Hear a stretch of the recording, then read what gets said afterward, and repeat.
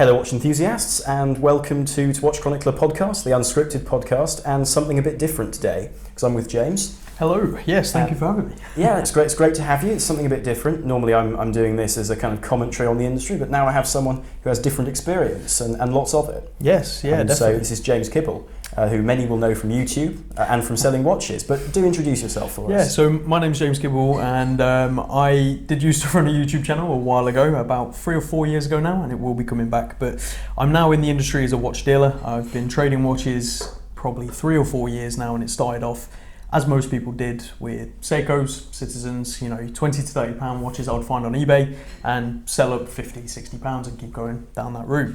At one point I decided to change things up. I wanted to get into the industry properly. I asked other well-established watch dealers of 20, 30 years how to do it, and the answer was always the same.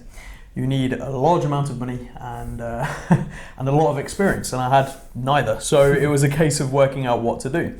Now, I understood collectors would often change watches, I'm sure you do, we all do. Yep. And oftentimes they need a means of selling that watch. Now, you either sell it yourself through eBay forums, and then there's the risk involved, there's the time involved, and there's the hassle. Not everyone wants to answer the 5,000 questions about the case diameter. That is listed on the description that someone hasn't read. So there's all these things where selling yourself might not be for you. The alternative is selling it to a dealer or a watch company like Watchfinder in different places, and they will often cut very low because they have margins to pay, they have tax, they have bills. So I decided to basically be the middleman. I would take your watch and sell it for you and take a commission. And it was an idea that was very, very not accepted at first, but eventually it did become something. And here we are today, 3-4 years later, an office in Clerkenwell. And things are not going too bad, if I can say so myself. No, it's amazing what you've done in a market which is usually seen as quite closed. Yes. People have the dealers they go to, so it can't be easy to get into this, and especially in the UK. It's a different market to the US, which we hear so much about. Yeah, 100%. The market in the US is huge. It's a much bigger market than we have here in the UK. So to enter the one in the UK is very much a game of who you know, not what you know. Obviously, knowing the information is vital, and you should never underestimate that part.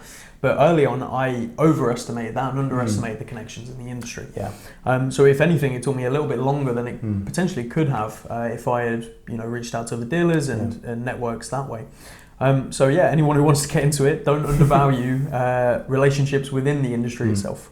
It does seem like the whole industry is a very personal industry in a way which others perhaps aren't, because as a journalist it's the same thing. 100%. I started off with the information and now chatting to people, speaking to people, because people are actually quite open often in this industry.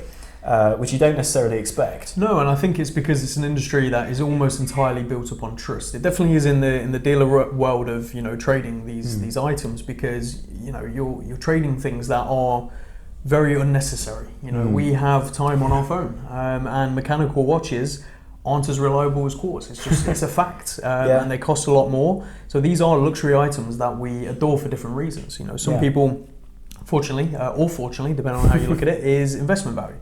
And others, it's purely aesthetic. So there's so many different ways in this industry which make it as interesting as it is. Yeah. No, and we have a few really quite interesting pieces in front of us, which I'm sure will come up as we go through. But one interesting aspect, which I think does lead to quite interesting parts, is how do you view yourself in relation to existing larger players in the used watch dealing market? Because it's a big market with a lot of different approaches, and of course you've already brought up how you got into it. But how do you view what you offer in relation to what others do? The USP, definitely. Exactly. So there are a lot of players in the UK, and it's growing daily. It's a very competitive market. For me, where I stand out, and I'm sure it's something that most of them say, but it's customer service. For the first 3 years, I would hand deliver your watch to your house, regardless of how much it was. Like, I had delivered Seiko turtles to people, and it's that level of care, and also the consignment part. So the consignment part isn't new; it's nothing crazy revolutionary, but it's something that not a lot of people do. The reason being, if you are a watch dealer and you're selling a watch for someone, you have to manage the expectations of that person you're selling it for, and still do all the work to actually sell the watch and the end consumer. So you're doubling your workload for a lot less money in a lot of cases, because a 10 to 15% commission compared to a 20 to 30% profit that you might make if you'd bought the watch. Yeah. So that's where I sort of am different to the other players, but also it's just me. So the photography, the listing, the response to the emails, everything is just me. So you deal with me from start to finish, which is quite nice. A lot of companies you'll get passed from person to person. There's nothing wrong with that, but I think there's definitely something to be said for a more personal approach, the old school way of doing things. I think that makes sense, because it's when you buy a watch, it's not like buying a car, or if you're buying a car for convenience at least, where the end goal is all you need. It's the process which is so important. It can really put you off buying a watch if it goes badly. 100%. I think a recent thing that happened in this industry proves exactly to that. Yeah, I mean, we won't. I suppose it's best to not sort of address it too directly. I think anyone listening to this knows exactly what we're referring to. But I think that does prove that trust is something which needs to be protected in that case, and I say this without knowing all the facts. I don't think anyone knows all the facts at this stage, or perhaps never will. But the trust is so important. Trust is everything, and I think how the incident that happened recently, which we obviously won't go too much into, has played a big part in that. And I think what happened to the people who got quote scammed is awful, and I would never wish that on anyone, but I think it's opened up the consumer's eyes. Yeah. So there's a couple of people in this industry who see it as this really bad thing that's going to affect us all. I see it as the complete opposite. I think if anything, it's going to double down on the people who are trustworthy. Yeah. Because if you're buying from someone who you think you trust but have never met, it's a very big deal. Yeah. And you've got to have a recourse if something does go wrong. Yeah. So, having a physical office now is a big key factor to that. Being based in Clerkenwell, around the corner from Hatton Garden, where this industry is at, for pre-owned, it's a very, very important thing. So, if anything, I think consumers are going to be more vigilant, which is good. I'm all for that. No, it makes a lot of sense to have that sort of personal level of trust, and I think you're right about the fact that it'll make people more aware of who to trust.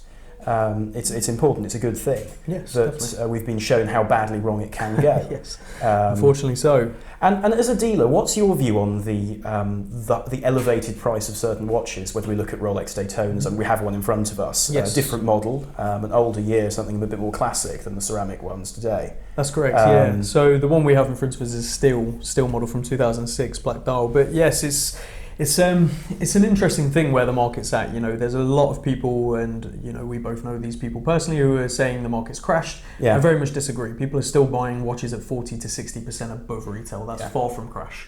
I think it's a market realignment. It happens in every market, and it's good for the market because the prices were getting out of control and ridiculous. And the issue that happened, and this from the inside, as a dealer, is dealers were buying watches to protect their stock, so the watch wasn't getting on an end consumer's wrist. Yeah. And the moment that happens and the prices keep inflating beyond the point where an average Joe is actually going to pay over retail, you're inflating the market beyond its stability. So what has happened is healthy. And I think we're going to see it correct a little bit further, but I think we're going to see it steady out. And I think unfortunately, or fortunately, we're going to see constant inflation on these brands, Rolex, and a few models here and there from other brands, Tudor and things like that. But I think there's so many good options out there that, if anything, it's only drawing more attention to other brands. Yeah. I used to work retail, so I used to work with Amiga at retail, and I would remember, it's a story people say, but I saw it firsthand of people going into Rolex to pick up a Submariner and getting laughed at basically, and told they're going to have to wait 6 years and spend £20,000 first. And out of frustration, they'd come down to Amiga and see the Seamaster and go, you know what, I'm just going to go for that. So if anything, I think we are seeing it help other brands. I don't think it hinders Rolex, as some people say, but it certainly helps others. Yeah, it's a necessary move. I think it's clear from certain industry, we're very knowledgeable individuals in the industry in general, that Amiga's benefiting significantly from the Rolex position because of, I think, their breadth of how well known they are, but also just the range of things they produce. The SKUs is beyond manageable for some of them. They produce far too many watches in some cases, but no, they definitely have that range, and I think that is important when you're competing with the likes of Rolex, who don't. It's very much, this is what we make, you buy it, you like it or don't. Yeah.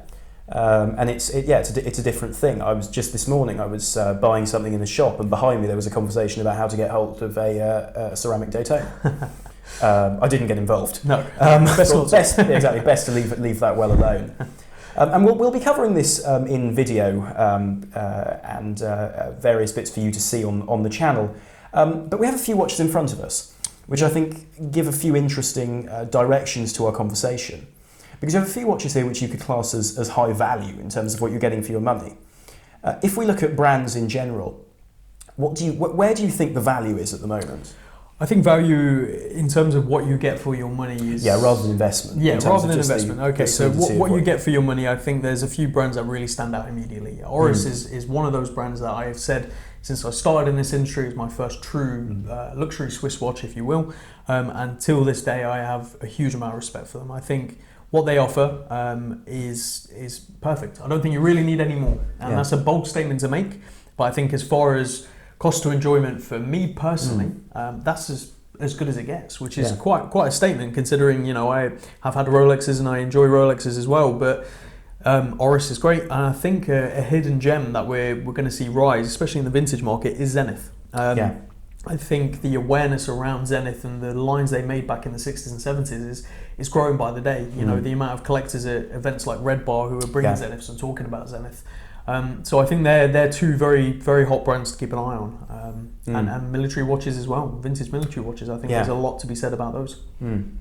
And how because we have a few interesting things in front of us, how does selling something like, for example, this Dirty Dozen Buren in front of us compare to selling something from more recent times? How does that affect you as a seller? Because it must be a different process. It's a completely different process, almost a completely different clientele in some cases. And this is where what I do, again, is quite different to most. I'm not biased towards brand or even value. I have watches for sale that are a couple of £100 all the way up to £40,000-50,000. So it really is a scale that no one else, as far as I can tell, is doing at that level. It is a very different process. So obviously there's the process of sourcing the stock. There's a process of checking the stock and making sure mechanically everything is sound. And when you get to the age of like this Dirty Dozen, around 1944, 45, you're very much getting into a realm of very minute details that most people wouldn't notice. Luminescence in the hands, is it original or is it repainted, or all these different things which you've got to look out for. So everything is about disclosure, in my opinion, to the end consumer at this level. In the modern, I think you're a lot safer. Even buying vintage from somewhere reputable, you still have to know a fair bit. In my opinion, I think we've all been burnt by that before. I've made mistakes, I've still got stuff sitting in the safe that I bought 2-3 years ago, which I will never be able to sell, unfortunately. So that's how it goes, definitely. Yeah, these are difficult sort of sides to things, and it's interesting you mentioned Zenith because they've been developing a lot in recent months and recent years. And I think they've been going down similar lines of to some other brands with vintage looking offerings. But they're still in a position where the vintage offering is often less expensive than the remake. Almost always. Which is an interesting thing, and I think vintage watches or vintage remakes, heritage editions, or whatever they want to call them now. It's an unusual thing to do because you're throwing back to something that still exists. You can still get, and oftentimes is still okay condition, or if you can find it in okay condition. So what's going to happen when that becomes vintage? And I wonder with those sort of things, but that's sort of besides the point. I think, sorry, completely went off there. No, it's fine. No, it's interesting. It's just good to get a different opinion on things. Because there's everything from sort of ultra modern ceramic Speedmasters on the table to much more old fashioned approaches. And I think that at the moment in terms of watch design, we're seeing a return to the past, but I think also because from my perspective at least, and I'd be curious to hear what you think, we're on the verge of a lot of brands being able to reconcile past designs with modern ones. At the moment, I think a lot of brands are still going in for remakes of older ones. But I think more and more there are really elegant, combinations of old features and new features to make something really different. Definitely. I think a brand that's sort of doing a lot of that is Longines with their Heritage collection. I think it's a very underestimated line. I think we even see it with, again, a brand we mentioned earlier, Oris, with their pointer dates and things like that. It's that merger of vintage and new. And those are hugely successful. Yeah, massively. Across the board. Exactly. Collectors and people who just like watches. And that's the thing, working at retail at one point, you really do see the collectors come in to have a look at, let's say, a pointer date, because they're interested from the history and they're talking all about that. And then you have someone come in who's never heard of what Oris in the world, and they're trying it on because they just like the aesthetic. So you're really merging those two things. I think Tudor with the Black Bay 58 is a great example of that, and I'm excited to see what they do with that. I think there's a lot of potential there. And so, do you, not to pry, but do you have any interesting stories from your time so far? Because it's been, what, 4 or 5 years now? 4 or 5 years, yeah. There's definitely been a lot of interesting stories. Unfortunately, quite a few I can't speak about for protection of the clients. But one very interesting one, which was very early on in my career, if you will, of this, was a gentleman came in, and this was back when I was at retail, and he was looking at a silver chain for his partner. And I noticed on his wrist there was a very old looking watch, and I saw out the corner of my eye, the Rolex crown. I'm like, what is this? And I managed to see it, and it was a very early Rolex Explorer. Yeah. Very, very early. On the rivet bracelet, everything. It was as early as they get. So, I started talking to him about it, and the story was it was his father's. Wow. And his father was in the war. Unfortunately, I cannot remember all the details, but he was in the war, and he bought it with a month and a half salary. Yeah. He wore it every single day throughout the war, and he went all over the world with this watch. Now, whenever he went on holiday, he remembers telling me, whenever he went on holiday, he'd put the watch in the safe. He wouldn't wear it because he was afraid of getting it stolen. And he'd always remind his father, you wore it in the war being shot at, and yet you're afraid to take it on holiday to the Bahamas. Like, I think it will be okay. So anyway, unfortunately, his father passed, and obviously he got the watch. Now, he wears it every single day. Every single day. He's a tiler. So he's up on roofs, doing that with this watch on his wrist. Yeah. And one day, out of curiosity, he asked an auction house, this was it would have been about 10 years ago now, how much it was worth, and they valued it at £20,000 to £30,000. Yeah. And bearing in mind, this is a guy who's on a very basic wage. Yeah. He told me himself he's in a bit of debt, and he struggles to get by sometimes, but he would never sell that watch, because it was a lot more than the value it was worth. It was the story, the connection with his dad, and that to me is exactly what all this is about. When I sell a watch, I'm not selling, and it sounds so cliche and cheesy, but I'm not selling you a watch. I'm selling you something that you can enjoy. It's going to hold an intrinsic value, which is always a reassuring thing, but also something that eventually you can pass down. As long as you look after it, it's going to outlive you and all of us. Yes. Yeah. And there's something so nice about that, and that's why I also sell vintage watches, because I just sit there sometimes and wonder if this pure and dirty dozen could talk. Yeah. Like, it would be far more interesting than us two combined. Imagine Absolutely. Yeah, it'd be fascinating to know what that's been through the adventures it's seen. Exactly. And that's the fascinating thing about watches, and that story is one that's going to stick with me forever, and it definitely impacted me. Yeah. No, it's something which is, you can almost feel in a watch, when you handle it, when you speak to people around it, where you when you learn about something, you feel that you're part of it. I think it's why watches in movies and things tend to be so valuable 100%. Once people start to realise, because there's a story there, which is easier to see. Yeah, the connection with celebrities as well. Sure. The most famous one, Paul Newman, with that watch, it's the story, it's the narrative, and I think if especially in auctions, they have great people who can tell great stories, and that really helps. Absolutely. But at the end of the day, the true story is always there, and I think as long as it's compelling and it's true, I think it really heightens the emotional connection, because that's what it is at the end of the day. These are, yes, we use them for time. If I'm honest with you, when I get in the office, I switch watches. So half the time, it's not even on time. Yeah. So it's not about the time. It's about the feeling you get, the connection you get, the reason for wearing it, whether that be for some people status or pure, enjoyment of wearing I had a 1917 trench watch by Movado, unsigned on the dial, sterling silver, absolutely beautiful, and that there was no, there's no value to that in the sense of thousands of pounds. It was pure enjoyment of knowing you're wearing something that's officially antique and had probably gone through more than you could ever imagine. That's the beauty of it. Yeah, no, it's the fascinating side to watches. Why new watches have yet to live that, and they will. Yeah, and that's the other part of it, really, isn't it? Yeah. You know, when you buy a new watch or even pre-owned, you're creating your stories. It's why with pieces, when people say, you know, I've got a scratch in it, can I get it polished out? I'm like, of course you can, but do you want to? Yeah, is it worth it? You know, that is a story. How did you do that? And then they start telling you, you know, I was messing around with the kids and I hit it. I'm like, there you go. Yeah, that's an emotional connection you've just got now with an object. How cool is that when you pass that down to your child and you say, that scratch there, you caused that. You know, it's that nice connection. No, there's something nice about that. But one side which is apparent with the watches we have here on the table is that there are various materials here we see. We have gold here, we have ceramic there. What do you see in the future with the materials of cases and things? It's a bit of an odd question, but it's one which I think is thrown around a lot because through different periods, whether it's in the 80s with a lot of gold, the 90s with two-tone, or today at the moment, right now with steel.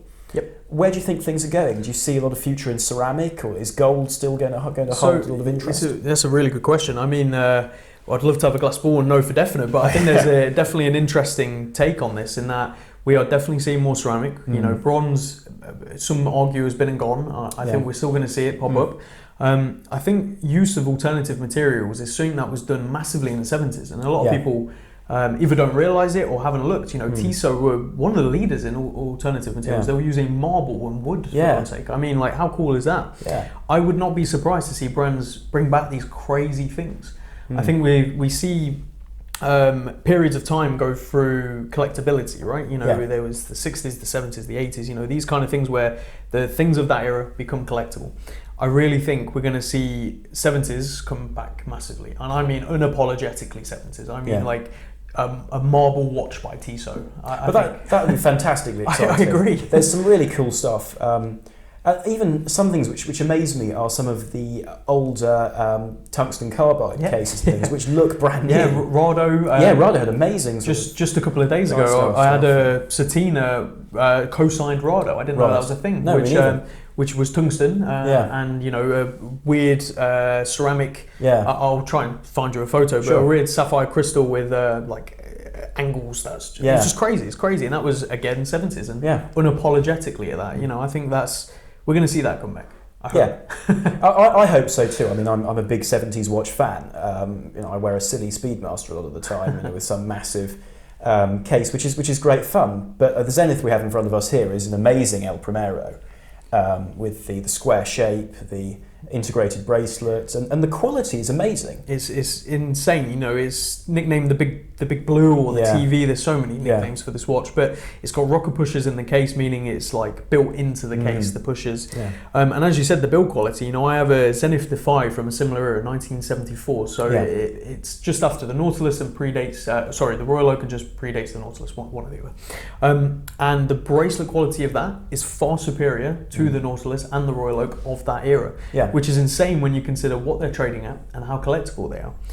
That's not to say they're bad watches. That's not to say, you know, anything like that. It's just saying there are alternatives that offer incredible value for money, and I really do believe Zenith is one of them. Yeah. I think that it's a period which is very exciting because there was a lot of new innovation and technology in a time when no one knew really what the future was. Exactly. So they threw everything at these things. And I think we can thank, you know, the fact that we landed on the moon in 1969 for that. It opened up the sort of mind of people at that time just to go, we landed on the moon. It's amazing. What else can we do?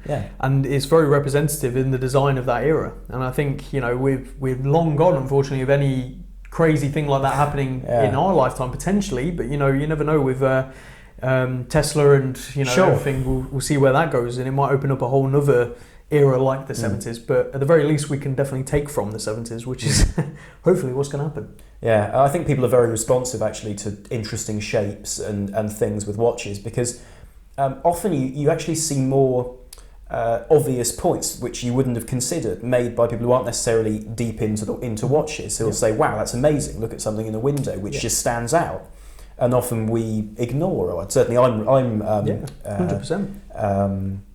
I'm responsible. That, I'm responsible for that too. So it's amazing to see some of these great designs. And one period which hasn't picked up in the same way, or at least I think has much longer, is the 80s, for example. With watches, you still see some interesting Tag and Heuer. At different points. and some really interesting sort of nickel-covered cases, and nitride coatings, and stuff. And that was a big era for bimetal as well. Yes, and I think bimetal is one of those things where you either love it or you hate it. It's very Marmite, as we say in the UK.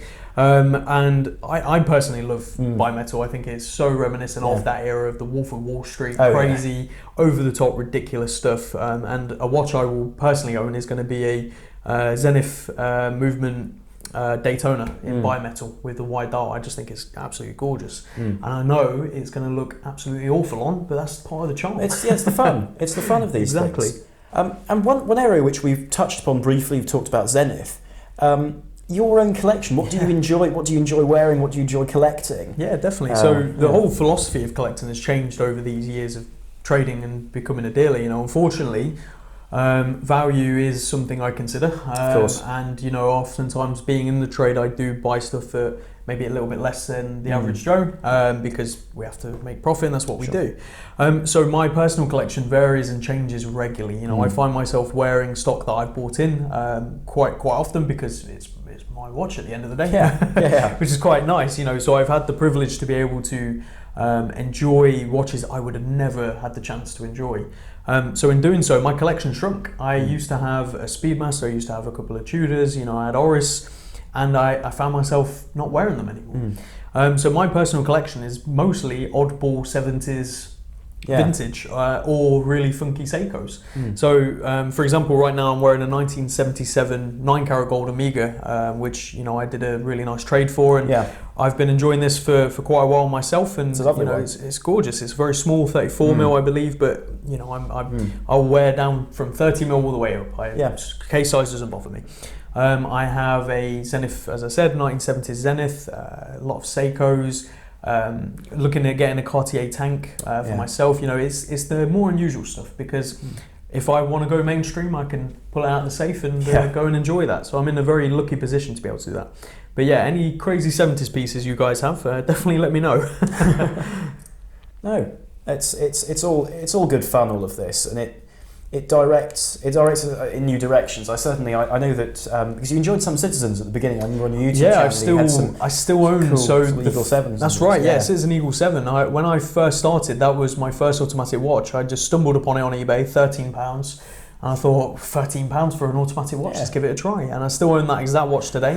There was a point, I think there's even videos still on YouTube, where I had about 30 of them. I had all the colours, all the variations, and I almost became the knowledge, if you will, for Citizen Eagle 7s. I still get emails to this day about them asking for authenticity or what other options there are. And I think, that's the interesting thing about this. You really can enjoy it at any level. I still have swatches that I find myself wearing, and Casios, and, you really can enjoy it at any level. And I believe it to this day. Whilst I might be sitting here with a Daytona on the table and a solid gold IWC, I'm also sitting here with a gold Omega that you can pick up for way under 700, 800 pounds. And there's a beauty in